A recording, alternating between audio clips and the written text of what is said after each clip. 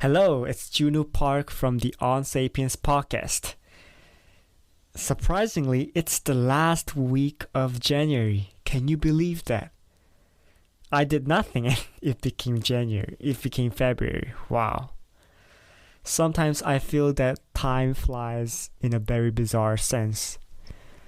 It feels like I have celebrated like New Year like 3 days ago, but it's already February. Wow. Anyways, as I spend more time in online using Zoom and also watching YouTube, done everything mostly in online, I feel that we humans are particularly more attached into weak system. When we look around, most of the things, most of like a pop cultures and also our lifestyle is based on this weekly system. For example, Taco Tuesday, Monday Blue, and our favorite basketball season is held on certain days of the week. For me, my personal favorite Premier League in England is mostly held on Saturday or Sunday. So Saturday and Sunday feels like an exciting day for me because those are 2 days I can watch football.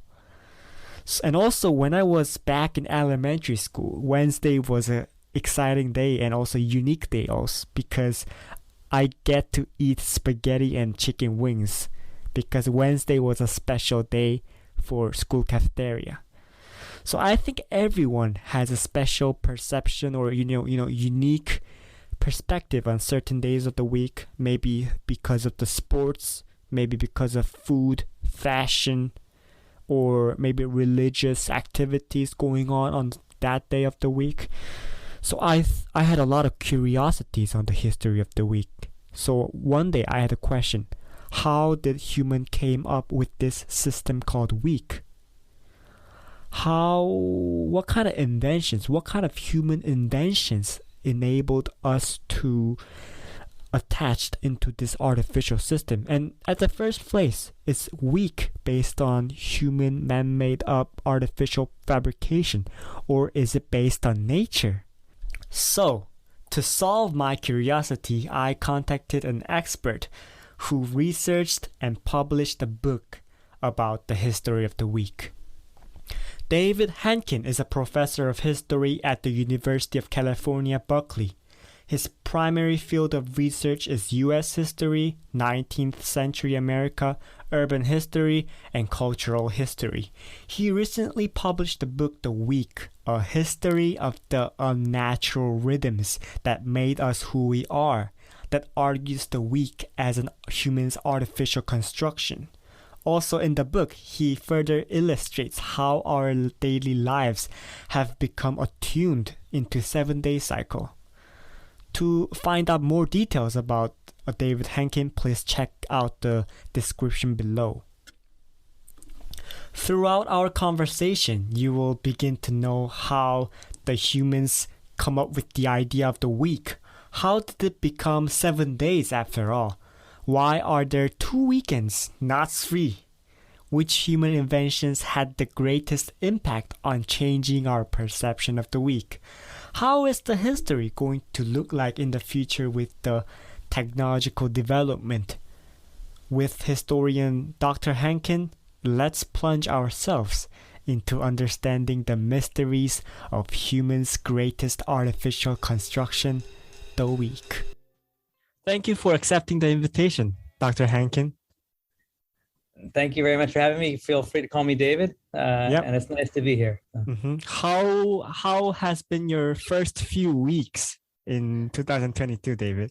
They've been good. With they feel a little less like weeks than some weeks do because I've been off of school, out of my routine. But they've been okay. I mean, I certainly wasn't expecting this current wave of the Omicron variant, so a little bit of craziness, a lot of things being canceled, but I'm okay. Thank you. How are you? How have your first few weeks been? First few weeks has been reading about your book about the week.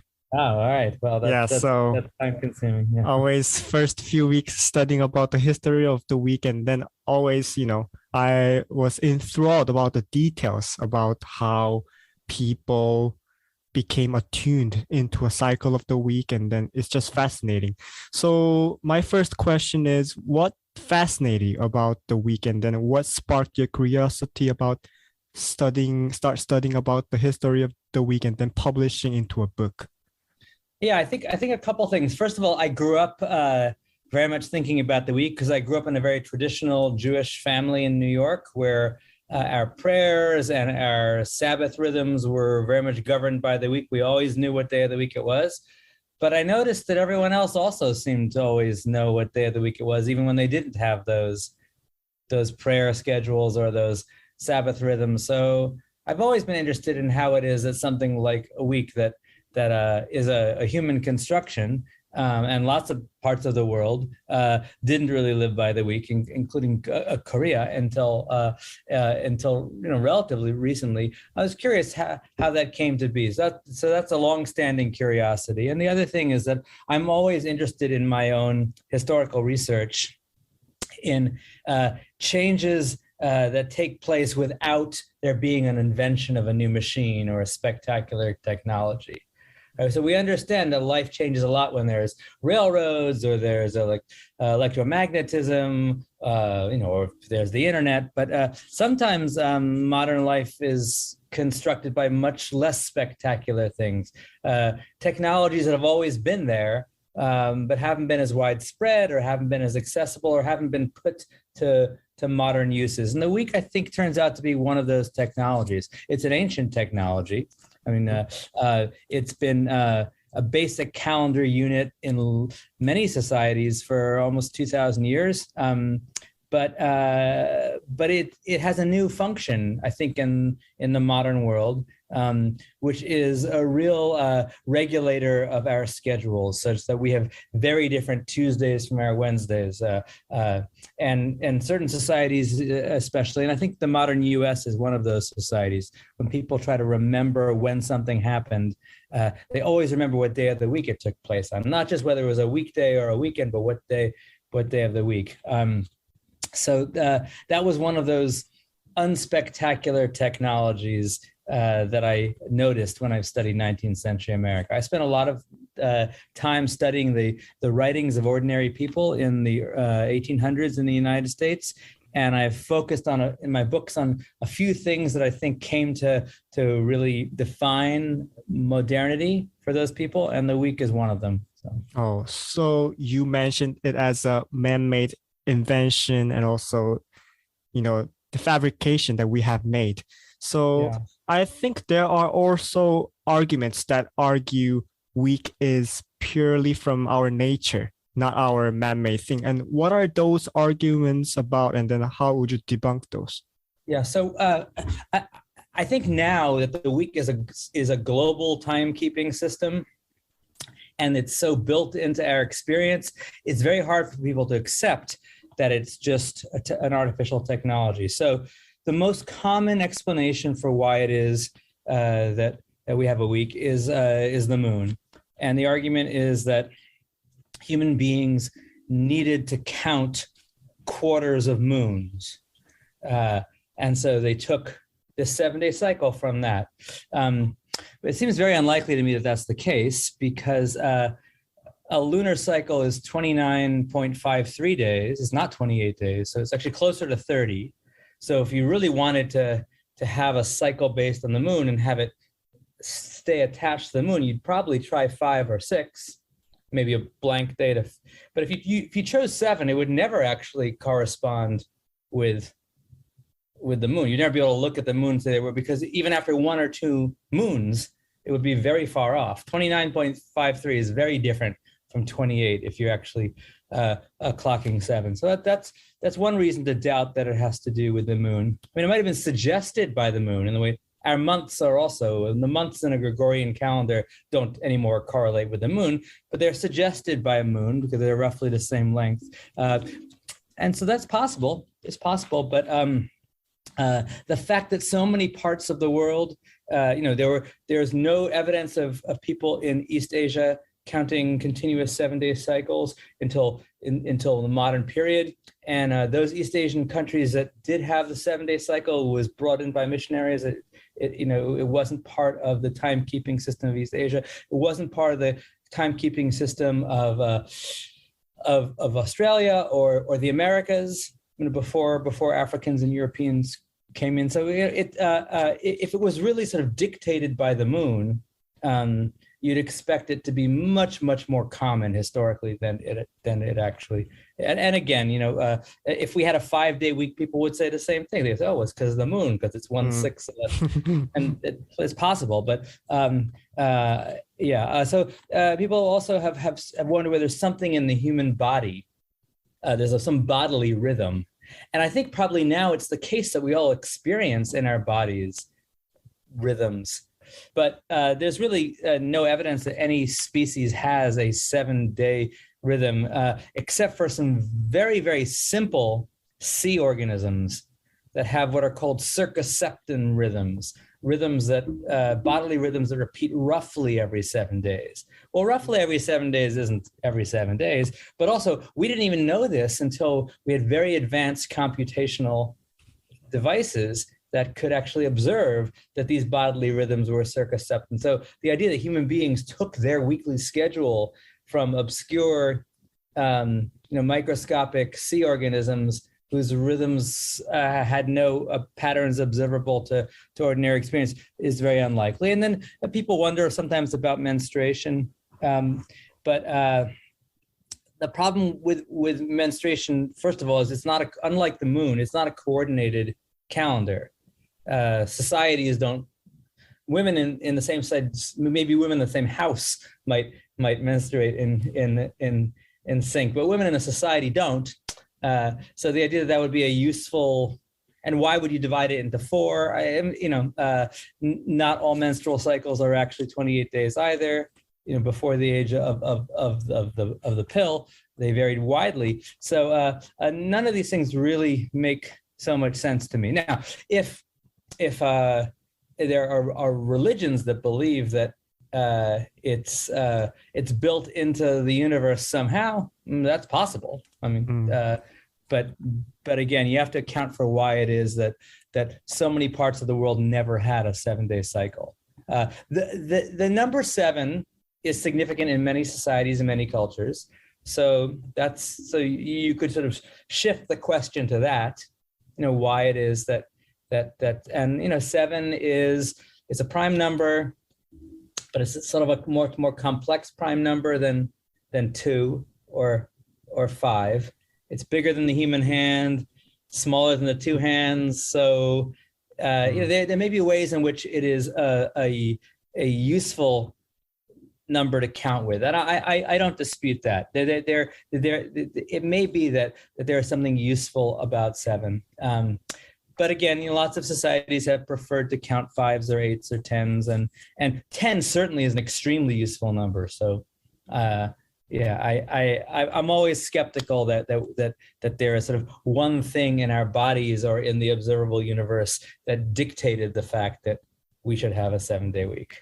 Yeah, I think, when you study, you can see a lot of numerous explanations trying to fit into a original theory.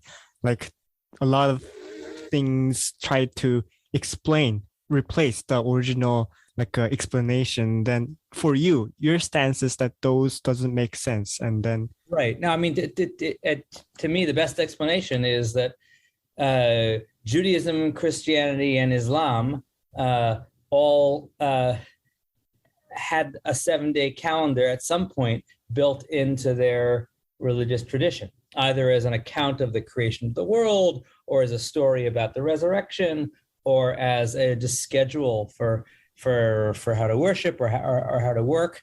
And if it weren't for the spread of those religions, and initially it really was the spread of Christianity, if it weren't for the spread of Christianity and the conquest by Christian nations of large parts of the world, and then those nations spreading their influence through war and global capitalism, we wouldn't have the 7-day week, right? We would have some other calendar. Yeah. One of the fascinating like a real life example you shared in the book was a mammoth cave. A one researcher and his graduate student went inside the mammoth cave and they tried to change their chronocycle into 28 hours, which is 6 days a week. And then they lived without any daily newspaper because daily newspaper gives an impact on our perception of time. And also they were only given food. So out of how many days was it for those researcher and the student? So Kleitman and his graduate student went, and I'm forgetting now how long that experiment lasted. It lasted long enough to prove that let me think how, they may have been there for as much as 2 months, but I'd have to look it up. It's been I first, these experiments are fascinating. I first read about them. Yeah, it's truly fascinating. 6 or 7 years ago. They weren't interested in the week. They were interested in the one time unit that we know is built into our bodies, and that is the day. So the cycle of day and night is both built into the observable world, the sun and the moon, and it's also it seems to be built into our bodies. So they were wondering whether if you took out the external cues of sun and moon, could you actually give us a different daily rhythm that wasn't 24 hours, or would our body clocks overrule that? And it's an inconclusive experiment in some ways, but for the most part, I think it shows that human beings can live healthily with a different length of day. The fact that the older man had a harder time with it than the younger man, I think maybe not surprising, but it also confirms that the body does have some role in it. We do have these built-in body clocks. We can mess with them a little bit. The funny thing is, to me, was that they assumed that they still needed a week, right? They were willing to change everything about the natural, but a week they left alone. They're like, oh, we're going to have 6 days of 28 hours in a week, and instead of 7 days of 24. But they could have dispensed with weeks altogether. If they had, we would have had an interesting experiment about whether the human body actually needs a 7-day cycle. But they didn't let us discover that because they preserved the week. They felt, the week needed to somehow still be there. So in the end, both of them managed to actually be adapted to 6 days, so 6-day cycle, right? They had a 6-day cycle. I don't know what it meant because they didn't do anything different on the 7th day. Right, Kleitman really didn't care about the week. So and it's true for they continue to do these studies all the time. I think Charles Czeisler is one of the better known sleep psychologists now. They do massive studies on I had a friend actually who participated in one of them, and they put him in temporal isolation for a month, and during the course of the month they would keep him up for long periods of time, have him sleep for long periods of time. I think he was up once for 52 hours in a row. Wow. Without interruption. So I said they've proven that if you get rid of external cues about light, you can trick the body into living differently. We don't know whether that's good for you or not, really. And in none of these experiments have they tried to measure the impact of making someone lose track of the week or count a 6-day week or dispense with the week altogether. I think those would be interesting, but I've never seen a study like that. Their main focus was tracking the sleeping process. Right. I think what they're really trying to figure out is whether sleep is governed by external or internal clocks. I mean, the body does have a kind of clock to it, which is a fascinating concept.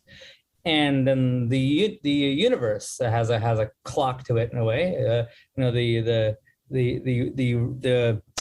The orbits and of planets is a kind of clock. So the question is our sleep governed by both of those clocks, or could you really shut one clock out and then reset the other? Could you shut one out and the other would run on its own?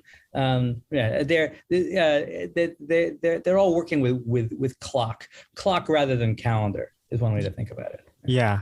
Talking about the 7-day cycle, have there been other like a cultural systems that count the week in a different number of days? Yeah, I mean, I would say there are three kinds of alternatives to what we do.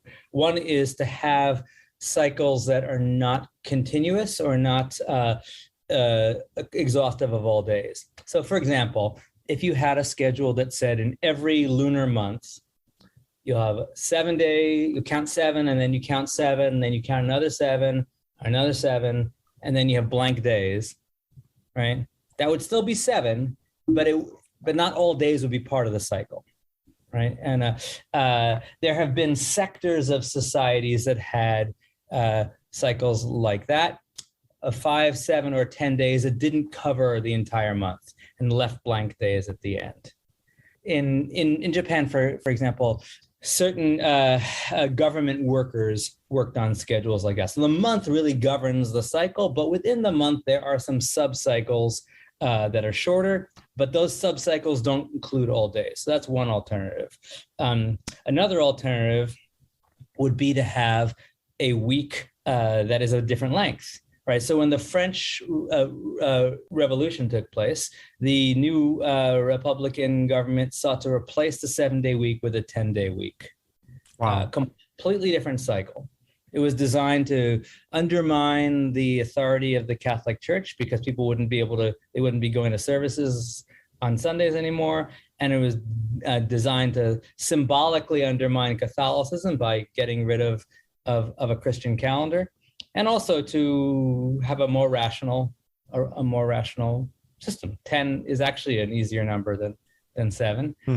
Like all their other measurement reforms, most of which we still live by, they were decimal. I mean, the French Revolution and the Enlightenment is really responsible for all of these systems of measurement from kilometers to kilograms to, I mean, all of that are widely used, if not entirely universal. Those are products of the same idea that the most rational and orderly way to measure things is by 10. So that was it was a short-lived attempt. It did not succeed, but that was an attempt to have a different kind of a different length of week. The Soviets did it too, first with a 5-day week and then a 6-day week. Romans had an 8-day week. A lot of African societies had 5-day cycles. There were 12-day cycles and 19-day cycles in Mesoamerica. So that's a second alternative. There are societies that have had weeks, but they've been different length. And then you could also have a society that has no week, which means no regular unit of time between one day and a month. And we know societies that have done that too. So yes, there have been alternatives. And I haven't studied the longer history of Korea, but to my knowledge, from most of Korean history, there was not a unit of time longer than a day, shorter than a month, that organized society or was used for calendar dating systems. And I would guess, though I understand that the 7-day week is fully is fully universal in Korea, that it's still a little bit different. And I noticed something when you and I were on the call and we were talking about the fact that we're so far away in time zone. I said to you, "Oh, it's Tuesday where you are and Monday where I am." You said it's the 18th where you are and the 17th where I am. I think people who live in societies that are much more tightly regulated by the week, the way mine is, are far more likely to express the international dateline difference in terms of the week. It's weirder to me that it can be Monday here and Tuesday elsewhere. It's not that weird to me that it's the 17th here and the 18th elsewhere, because I'm not really attached to the idea that it's the 17th, because that number isn't like often I don't really know what day of the month I always know what day of the week it is. And I asked friends although I stopped doing it because I always get the same answer. But I used to always ask friends, when someone makes an appointment with you and they give you a day that turns out to be impossible, they'll say, I'd like to meet you on Wednesday, January 20th. And there is no Wednesday, January 20th this year. Do you assume that the Wednesday was correct and the January 20th was wrong, or the opposite? They always say, I assume Wednesday was correct, January 20th was wrong. Yeah. The only person who's ever not given me an answer, I was in Japan and I asked a woman older than I am if that happened in a sort of Japanese classroom where the teacher said that. She paused and wasn't sure, and then she said, no, I think the date would be correct and the day would be incorrect. Really? So, and I was wondering whether it's just because, although obviously people use the 7-day week in Japan now, as they do everywhere in the world pretty much, it doesn't organize people's memory quite in the same way that it might in societies that have been using the week for much longer for those purposes. Wow. In Korea, it would be the opposite from Japan. It would be what I said, that you know that the day was right. Yeah. Yeah. Is there it still is interesting that you said to me that it's the 18th where you are, rather than telling me that it was Tuesday where you are. Oh yeah, it is. Yeah. Wow. Do you know any historical reason or why Japan started to prioritize like 18th or 17th? Well, I don't know. I mean no, I actually don't. I mean, the Japan adopted the 7-day week at pretty much the same time as they adopted the Gregorian calendar, which was in the 1870s. But the only hypothesis, so in other words, there's no good reason why. I mean, the 18th was just as alien as Tuesday. The only reason I could speculate is that although January 18th is new in Japan also, it's a little bit more similar to older lunar calendars where you have a month, like a date of a month, right? Yeah. I mean, this is most solar calendars and all lunar calendars have months, and they all have numbered dates within the month. I don't know of any calendar that names the days within the months. You could do that. But since you don't name the days in those months, naming a day is a very different kind of calendar from numbering a day. So you could say that if you introduce the Gregorian calendar and the 7-day week into Japan, although they're both new, one of them is more of an innovation than the other. Yeah. Right. Whereas the opposite happens in when the Gregorian calendar was introduced, say in Morocco or in or in Mali, which is the Gregorian calendar was completely unfamiliar, but the 7-day week was already being counted. You might want to learn different days for it if you had to do business with someone who called it something different, but you didn't have to worry about the calendar. That's just the vocabulary, right? I mean, just like you have a different word for Monday than I do. Korean and English have different words for days, as do Korean and French, or English and Portuguese. But no one disagrees as to where we are in the cycle. Yeah. So that was a much bigger deal in African countries that already had the 7-day week from Islam, but didn't have the Gregorian calendar. Whereas I think maybe in a place like East Asia, where both calendars are new, the weirder one is the one that names days. Because I don't think, I'm sure you know more about this than I do, I don't think any Korean calendar named days had name for every day. Right? Not really. You have to use a number. Right. Now, there are lots of languages where we use numbers for the week also, but I don't think Korean is one of them, and English is not one of them. But Portuguese and Greek and Hebrew and Arabic, all of those actually they number the days of the week. Wow. So today, which for me is Monday, in Hebrew, Arabic, Greek, and Portuguese, all called some version of second day. Second, wow. And it's weird because in Greek and Portuguese, the they start the week on Monday. So they start with second day. Oh, So really? they call it second day, but it's actually the first day on every calendar, when you're a kid and you learn the names of the days of the week, you start by saying second day, third day, fourth day. Wow. Yeah. And then you have a name for the Lord's Day for Sunday at the end of the list.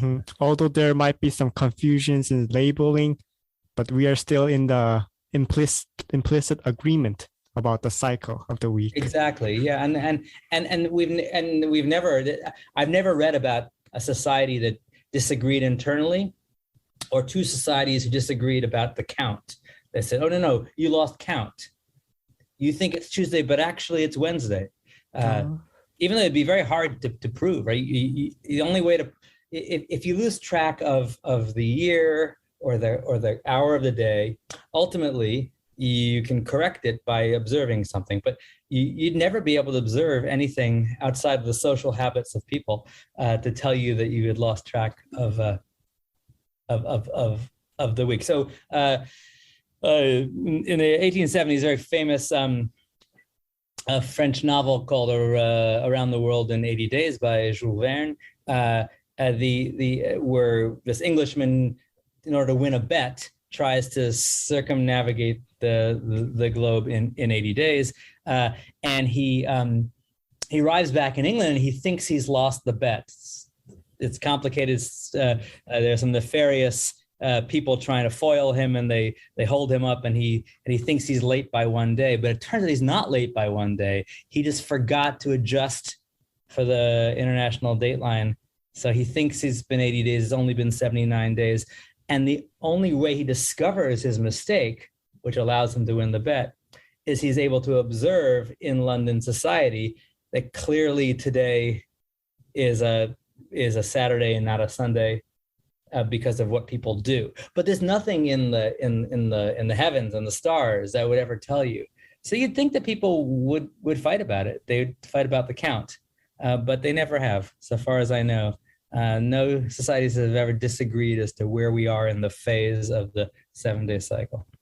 Yeah, one of the funniest example you mentioned in the book was an old man who mistaken Friday for Saturday and trying to justify his criminal drunkenness. Yes. That was hilarious. He told the judge, I wouldn't have gotten drunk had I known what day of the week it was. Yeah. Like I came after I come back to Korea, I had to quarantine for 10 days in the house. And then during those time, I completely lost the track. I didn't even realize it was Sunday, although I thought it was like a Friday or something. And then for you, since you're off the school, I think do you experience any like a lost sense of time? A little bit. I'm very attuned to the week. I almost always know all the time exactly what day of the week it is, even if my schedule is disrupted. But the days are a little bit more similar when I'm not in school. When I'm in school, I usually have a class schedule where a class will meet twice a week or maybe 3 times a week and not in consecutive days. So over the course of the semester, Tuesdays feel really different from Wednesdays because I'll be teaching one of those days and not the other. So when I'm off from school, those days in the middle of the week can come to seem a little similar, but still every morning when I wake up, I have some instinctive sense of today is Tuesday. And that was true during the pandemic as well. Wow. Yeah. I mean, during the pandemic, there are definitely things that I used to do every week that I didn't do. But there are other things that I continued to do on a weekly schedule. I just did them online instead of in person. So my weeks weren't as disrupted, but everyone else talked about it that way. I mean, everyone in the United States was constantly complaining that they didn't know what day of the week it was. And I didn't understand at first why, because it seemed to me like the pandemic should have unsettled our sense of the time of day more, because the biggest change in people's lives was that they were spending the day at home instead of the day at the office. Yeah. And so day and night should have been similar. They didn't, or the year. there are a lot of things that govern the year for us, like the baseball season, or graduations, or holiday dinners, or all these annual activities and rituals that we do that got suspended during that first part of the shutdown. So I would have thought people would have said, I have no sense of what time of year it is. But I guess because the year and the day have these natural these natural signs, people didn't complain about it. Instead, they all complained about the week. They all said like it's Blur's Day, or Blur's Day, that day, today, this yesterday. day, that day, the other day, right? Yeah, Uh-huh. exactly. I think one of the causes is maybe the unclear distinction between the division and labor. Once people start to work in their home, the division of the like a leisure time and also their working time becomes unclear. And certainly for me, when I was in quarantine, since I did most of the classes using Zoom, I had trouble figuring out like whether I'm working or whether I'm relaxing right now. So Yeah. like when we think about the week, we think about the division between the labor and the leisure. So when did this concept all started? Well, so I think that the division between labor and leisure is the primary thing that weeks have done in almost every society that has used it. And when we think of the week, we think that that's all the week does.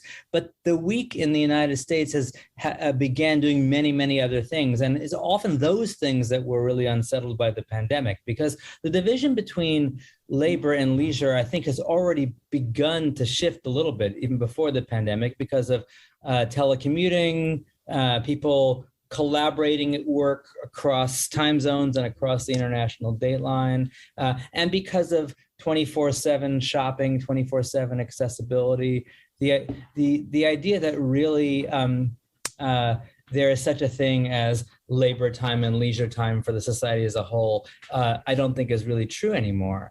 Whereas 200 years ago in the United States, and maybe even especially 150 years ago in the United States, the lines between work and leisure were far more clear, the temporal lines. And you could see it everywhere, right? It was not just work time or leisure time for you. It was work time, leisure time for your whole family, and work time and leisure time for your whole city. And I think that that's really begun to change quite a bit in the last 30, 40 years. But the week still does things, which is why we were upset when we lost it during the pandemic, because the week is not just a division of labor and leisure. It's a way of planning and coordinating and segregating activities and schedules that we do with friends and that we do with strangers, and that's not about labor and leisure. It's often about subdividing leisure in particular. So the division between labor and leisure, in some ways, that's the ancient. That's the oldest function of the week. The oldest week that we really know about is the Jewish Sabbath week, and the Jewish Sabbath week is sort of industrial in its logic. It says there is a time for work and a time for leisure.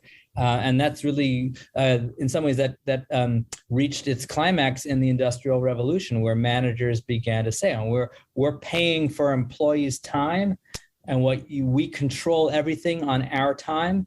And then, when the factory bell rings, then you go and you do what you want on your time. So the Industrial Revolution, I think, really sort of gave a kind of full form to the division between labor and leisure that was always built into the Jewish Sabbath week. So that's been around for a long time, and I think that is beginning to diminish for the reasons that I gave. But we still want the week to do stuff, right? Yeah. I mean, even though there isn't such a thing as leisure time, you can buy an airplane ticket whenever you want. You can go shopping many places whenever you want. The United States is a place where it's the number of things that are open on Sunday is often astonishing to people who come from certain parts of Europe where where things shut down. So that part of the week is not dead, but is definitely in decline. But other aspects of the week are not. Other aspects of the week remain very, very important. You mentioned that the week is crucial in understanding the habits of others, and then questioning about the like inventions and human products that influence the mental habits of perceiving the week. Which, if you have to choose one invention, one human invention that has greatly impacted our perception on the week, which one would it be? Well, probably school might be the one. And then it's not classically thought of as an invention, but the introduction of mass schooling in the 19th century was probably one of the single most significant institutions in disciplining people to weekly rhythms. And the other might be the city. And again, this is an ancient technology, the idea that strangers ought to be able to live together in the same space and function without knowing each other. So that institution also really gave the week great power.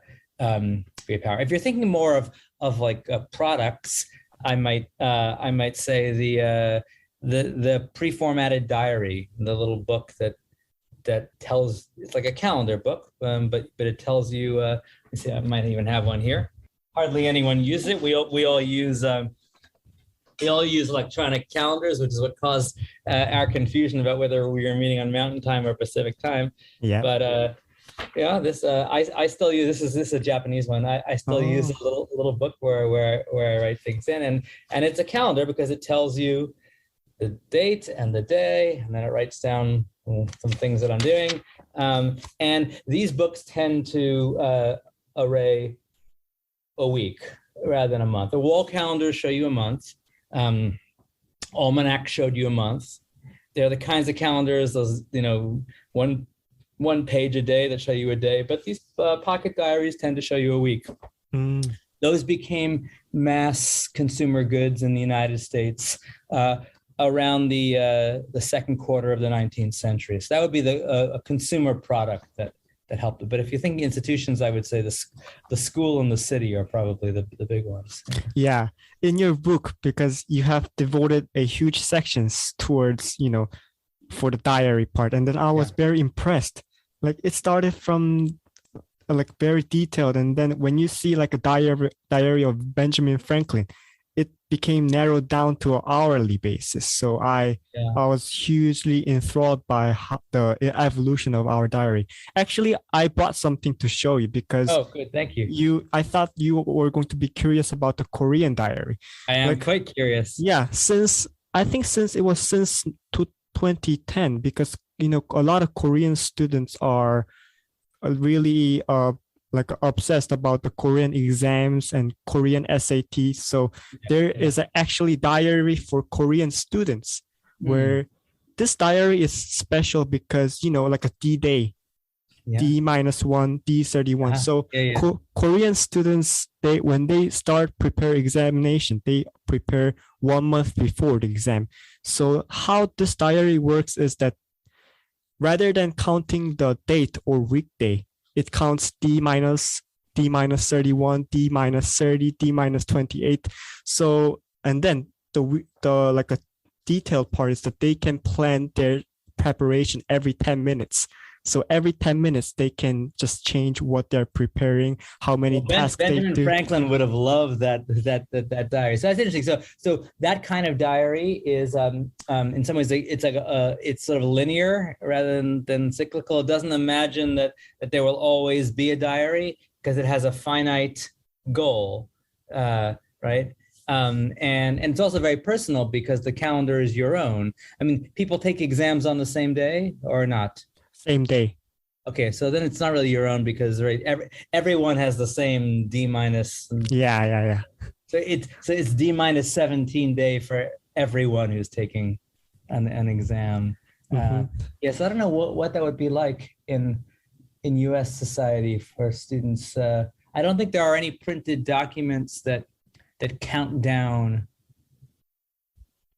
I mean, you could have like how many shopping days till Christmas kind of thing. Yeah. No, that's so every Korean student has one of these, but only once, right? Because you take the exams just once, or Normally, there is the biggest exam, which is called Korean SAT, which happens on December. But also, not only Korean SAT, they also have a midterm, final term during, their okay. So school whenever you season. have an exam, you might go out and buy one of these Go 10. and buy a monthly planner, Yeah. D-Day planner.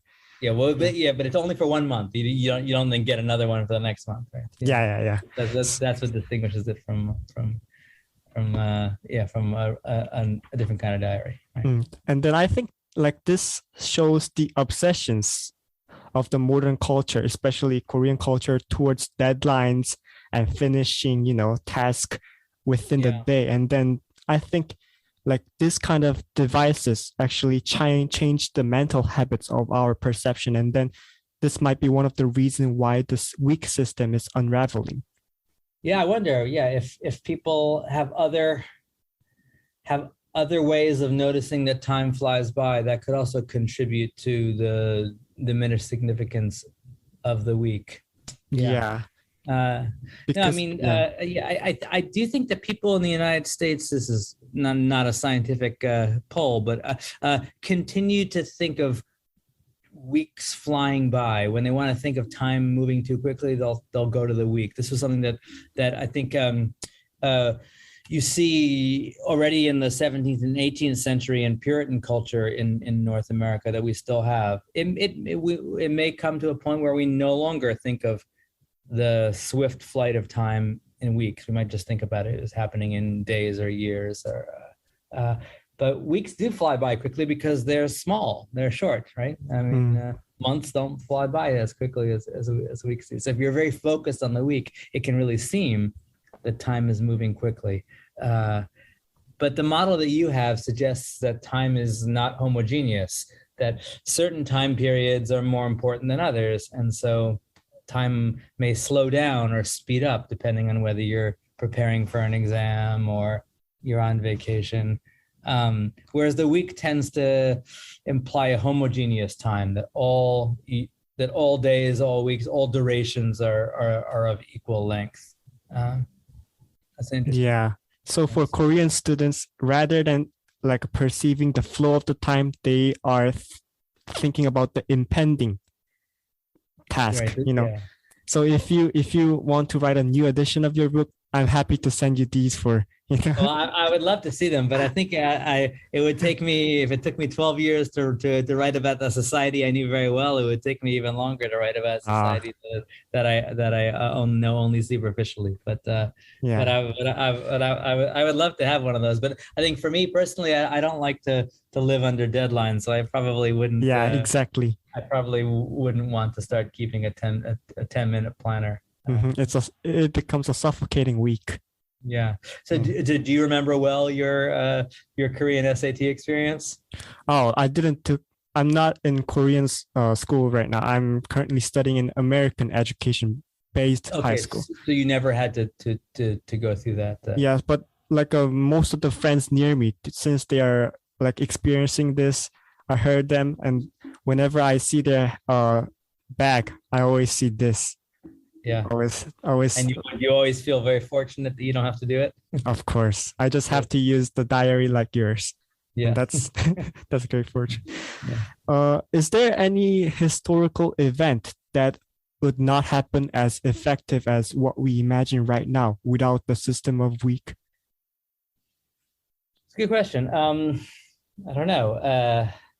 I mean, many historical events are timed deliberately in relationship to the week. I mean, events that from terrorist attacks to assassinations, often if you want to plan an event, you think about, well, what's the traffic going to be? In other words, if you didn't know what day of the week it was, you wouldn't be able to make good decisions about things like planned violence. But I don't have a particular one in mind that I think would have gone differently had it been a different day. How about in worse? Like, was the week like a strategic move for the worse? I mean, usually once a war begins, the week starts to lose its significance for the combatants. In other words, the people who are fighting in armies are typically extricated from their habits, and so they begin to lead lives that are not sensitive to the week. And you see that in the Civil War, which is the only wartime experience that I've studied in any detail. So in the U.S. Civil War, soldiers frequently complain that they have no sense of what day of the week it is, and that some of the ones who are religious complain that a Sunday is like every other day. And I think that's sort of typical of war. Is typical of any time people are mobilized out of their home societies and put into a new context. It just depends on whether that new context cares about the week, and war doesn't usually care about the week. I mean, there are a lot of wars that have begun on particular calendar dates, whether it's a festival like the Yom Kippur War or the Tet Offensive. I mean, those aren't about the week; those are about the annual calendar. But so when you decide to start a war or plan an attack, you often think about the calendar. But once war begins, I think the weekly calendar usually doesn't make as much of a difference. And most historical events, people don't even usually know what day of the week it took place. Exactly. Most very well-educated Americans have no idea what day of the week July 4th, 1776 was, or really any other. I mean, maybe the one exception would be the assassination of Abraham Lincoln. People might know that it was a Friday because it was Good Friday, one of the few holidays in the Christian American calendar that is attached to a day of the week. But other than that, people almost never know when. But interestingly, when they actually were part of the event, they remember what day of the week it was. I mean, if they were alive at the time. People remember September 11th. Obviously, they didn't know the date because we call it that. But September 11th, 2001, people who were living in New York, or even if they weren't, or at the time, tend to remember what day of the week it was, because we remember things in our own lives by the week. But when they're happened sort of out in history, and we're not really remembering them, we're just learning about them, no one ever mentions what day of the week is. Yeah. So I can see that dates like Gregorian calendar is useful in keeping the history. And then for me, what I observe in daily lives is that weeks like Monday, Tuesday are useful to keep a sense of time in present moment and also vicinity of the present moment. Right. So what do you think in terms of history, and as a historian, what do you think is the importance of the week for history? And then is there any importance at the first place? Well, so I think it's important to study the week, not the way we study dates. We study dates as mnemonic devices for understanding the past. So, that's why it's much more useful to know, for example, the July 4th, 1776, than to know that it was a Thursday. But when we want to understand people's lives and their experience, it's often more important to know how they thought about time, especially in the short term. And it turns out that in lots of societies, including the one that I studied in 19th century America, people really did remember events by the weekday, not by the date. When they were called to give testimony in court, they would remember what day it took place. And they didn't remember what date it took place. So that's the importance of the week. I don't think we need to know whether a distant event took place on a Tuesday or a Wednesday, because usually it makes no difference. But if we want to know how people experienced events in what you call the vicinity, in like proximate time, we need to know what kind of mental time map they kept, what kind of calendar they had in their minds. And the answer to that often is a week. A weekly one. Sometimes it's not. Sometimes it turns out it was the annual one, or sometimes they didn't think about dates at all. They just thought about seasons, or they thought about, for every society, you need to figure out how people kept time. I'll give them a more obvious example. We can figure out exactly what moment in time by our clock an event took place in, say, the U.S.-Mexican War, War of 1812. But those weren't the clocks that people used at the time. At the time, people didn't have standard time zones. They used local time. And many of their clocks didn't use equal hours.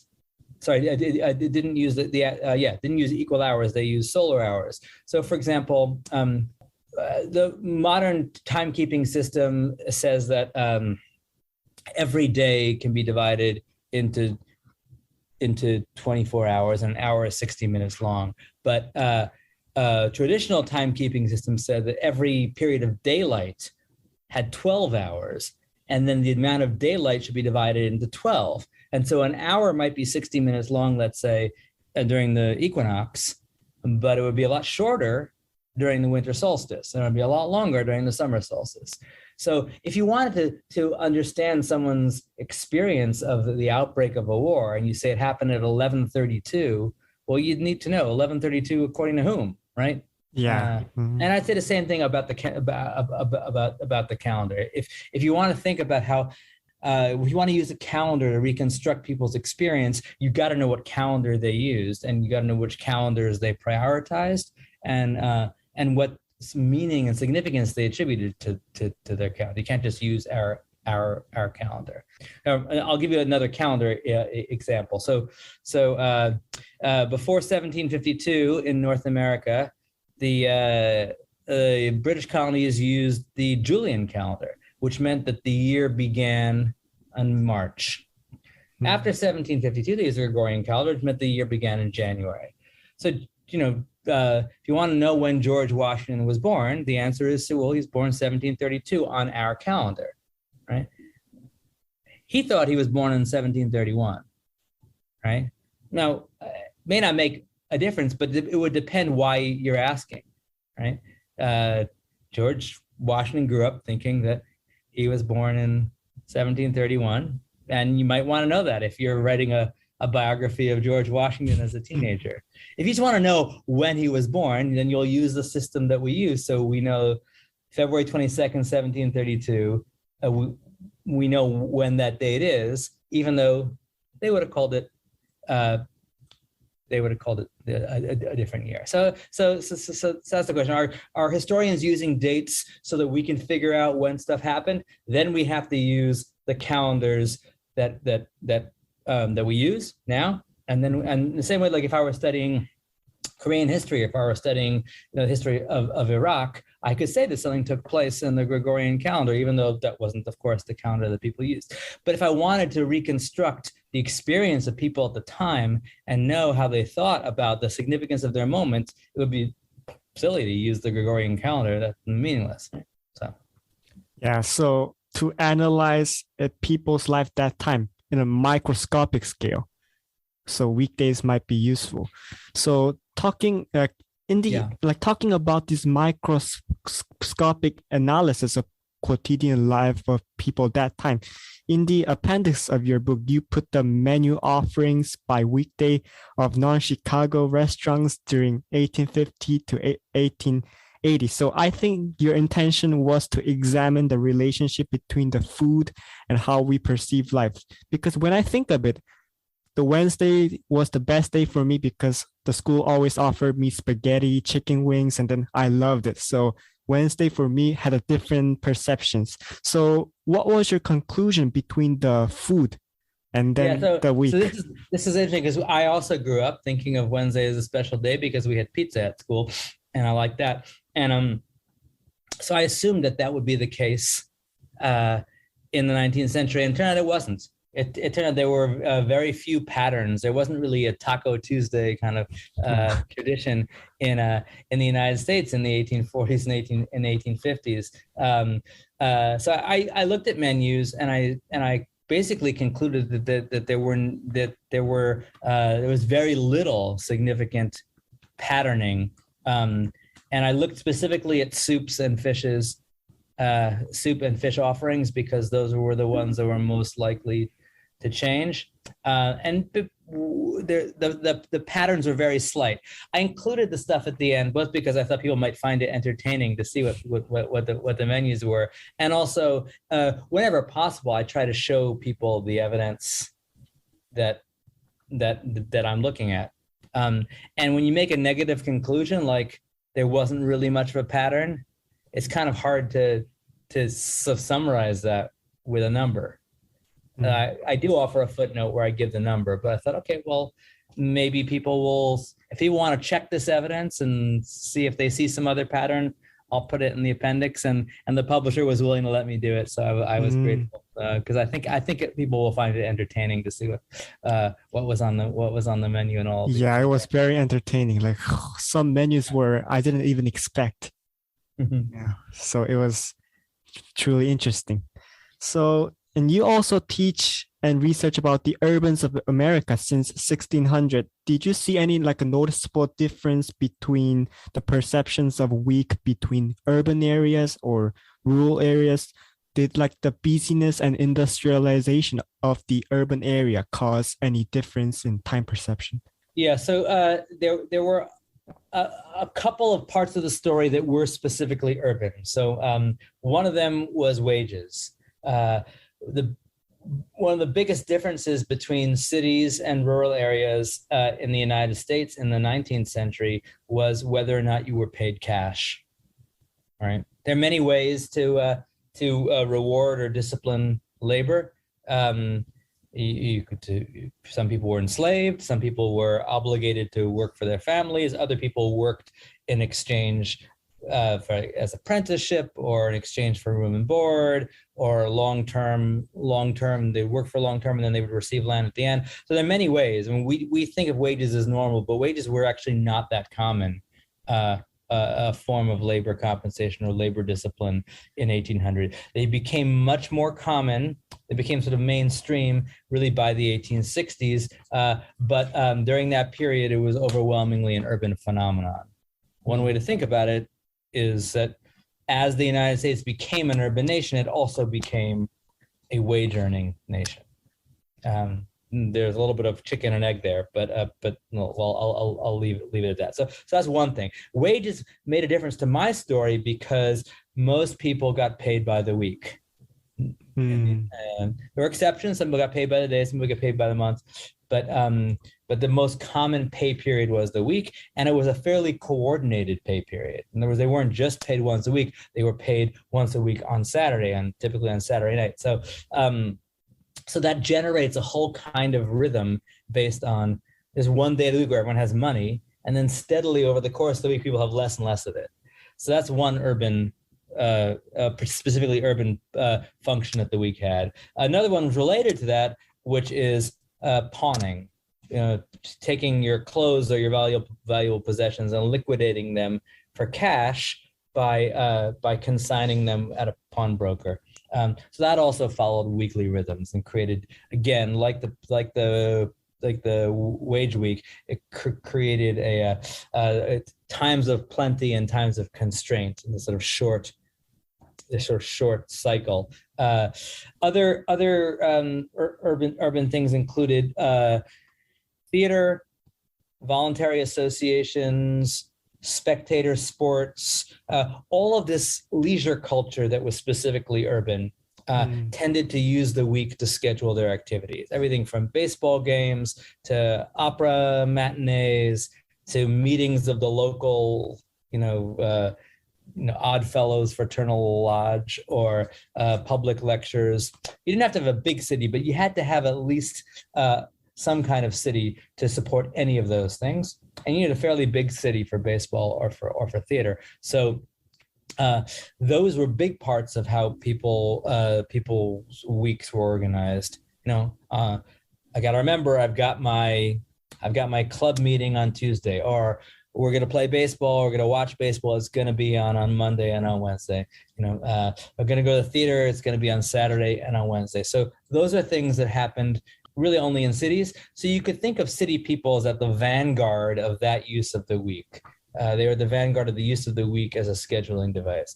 But there were some things that were weekly that everyone had, including reading newspapers that came out once a week. Those were produced in cities, but they were consumed even in small towns and villages and on farms. And in fact, if you lived in a rural area, your reading week was even more likely to be strictly regulated by the weekly cycle because the mail would only come once a week. So all of your newspapers, all of your magazines, all of your letters, everything from the outside world that you could read would arrive once a week. So your sense, if you're a rural person, might be of the passing of time might be structured that way. If mail comes every Tuesday, or maybe mail comes every Tuesday and Friday or something like that, then you really know what day of the week it is, because you're either anticipating or responding to or consuming things that arrive through the post office. And is there like any like because cities have more strangers, right? Yep. So is like the presence of the strangers also impact the week as a tool to agree implicitly, right?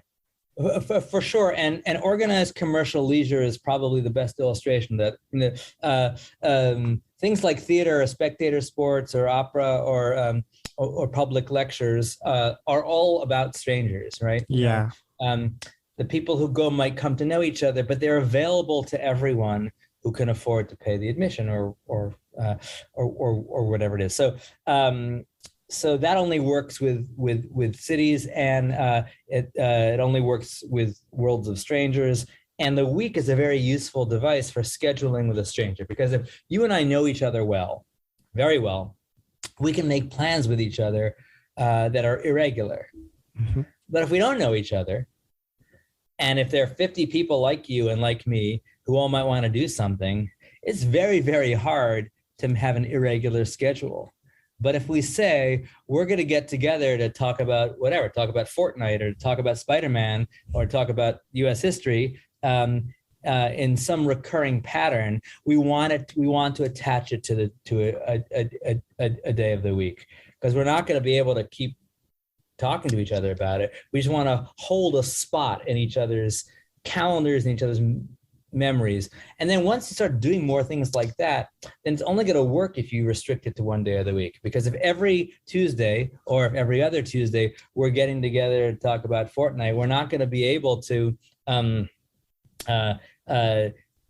do a different activity with other people unless we confine it to a different day of the week. So then you say, okay, then this year maybe on Wednesdays I'll take French lessons, or I'll study Arabic, or I'll go singing, or so you can see how in a world of strangers, the impersonal world of the modern city or modern life in general, it's useful to have a scheduling device like the week. Yeah, exactly. And then it's become self-perpetuating. Yeah. So then like urbanization and also synchronization that you have mentioned, then based on these observations and investigations on the history of the week, what do you think is the future for the 7-cycle week? So I think when I began writing this book, I was thinking that that the modern week might become less and less useful for two kinds of reasons. One, and it's not because of telecommuting so much, but it's two other things. One is asynchronous entertainment. So much of people, especially my generation, the experience of the week was based on entertainment. You watch certain television shows on certain days of the week. Movies would come out on certain days of the week. All of these spectator activities were linked to days of the week, and you could talk about them with other people. We just saw the episode of this show on Wednesday, and then you talk about it in school on Thursday. So all of that is gone, except for one thing: sports. Sports in the United States is the one form of entertainment that continues to be consumed synchronously, as opposed to asynchronously, because everything from music to television series to film is primarily consumed asynchronously. But sports are consumed live, so therefore synchronously. But also, and maybe for that reason, sports tend to be sensitive to the week and their scheduling. The most obvious example would be football in the United States, American football. So professional, college, and even high school football are attached to particular days of the week, and then all kinds of rituals of consuming football become attached. But even baseball and even basketball and and hockey, all the team sports are in some ways sensitive to the rhythms of the week. But that's the only form of entertainment that is. So I did bring in this product suspecting that with asynchronous entertainment, the week might become a little bit less of an anchor. The other thing, to go back to the diary, is scheduling. To the extent that we can schedule without remembering stuff, which we can do because our computers can synchronize it. Our computers can tell us and each other whether we're free and can fill a slot without our having to remember it and think about it. So one of the great uses of the week that I just discussed is that it's a really memorable way to create appointments and hold on to them, but it's also a really useful way to figure out whether other people are free. So if we're using electronic calendars, maybe we don't have to do things once a week, right? Maybe we could do things once every 9 days and a computer could make it work out. So one place you see this, which I discussed briefly toward the end of the book, is in schools. Schools have begun to experiment with forms of scheduling that are not strictly weekly. I grew up with a kind of schedule. Maybe you have a schedule like this too, where your Monday's class schedule was the same every Monday of the year. Your Tuesday might not be. It may be different from Monday, but it'd be the same every one of the year, right? That was the only way to manage a memorable schedule. But now, I think it's really because of computerized scheduling and synchronizing schedules to people's phones. You could have an irregular schedule, or what they call block scheduling, or AB. I don't know what kind of scheduling you've grown up with, but there are new experiments in school scheduling that are only possible because of electronic calendaring. So I do think that it's possible that the week will become less necessary or less useful for some of the functions that I saw it as beginning to fulfill in the 19th century. And yet, no one seems to want to dispense with the week. It's come to seem so much part of the fabric of the universe that people still want to know today is Wednesday, and they still do want to do some things on a weekly basis. They still think it's appropriate to have certain activities fall every 7 days. So I think we're very far from getting rid of the week, even if it ceases to do all of the same things that it did in the 19th century with as much force as it once did. I think the pandemic shutdown was very helpful for me in clarifying that,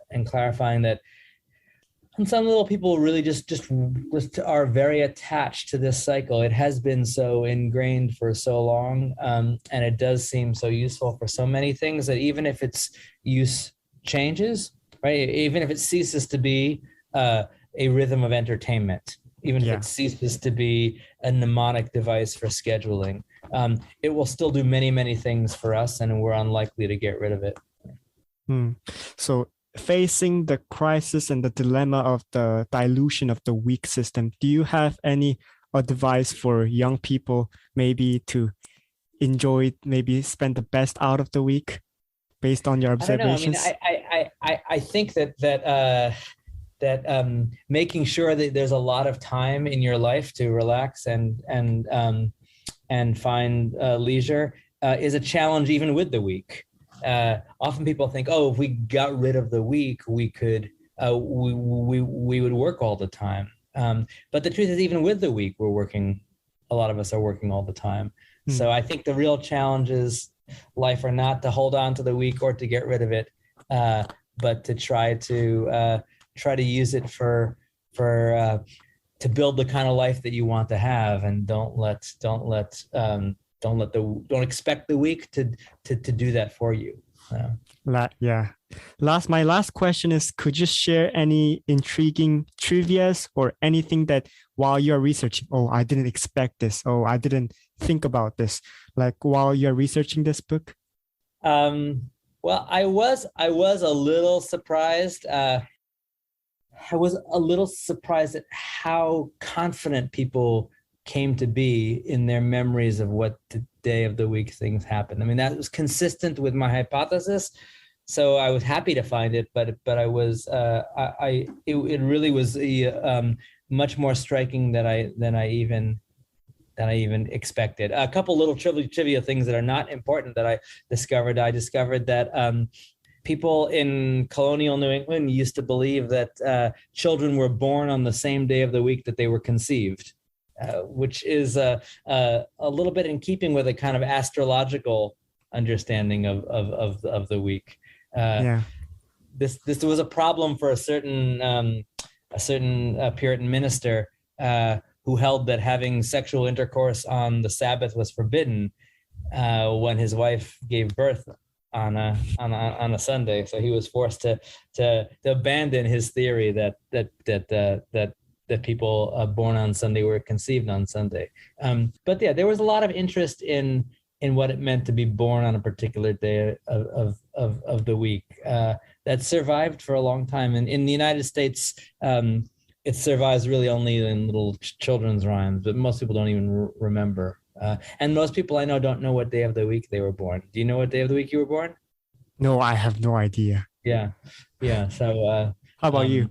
I do. I was born on a Tuesday. But yeah, most people don't. But in early 19th century America, there were lots of beliefs about the significance of the bad day to be born was Friday. That was the bad luck day par excellence. And the good day to be born was Sunday. It turns out I discovered that the most frequent day to get married wasn't Sunday, nor was Sunday the least frequent day. The most frequent day to get married seems to have been Thursday.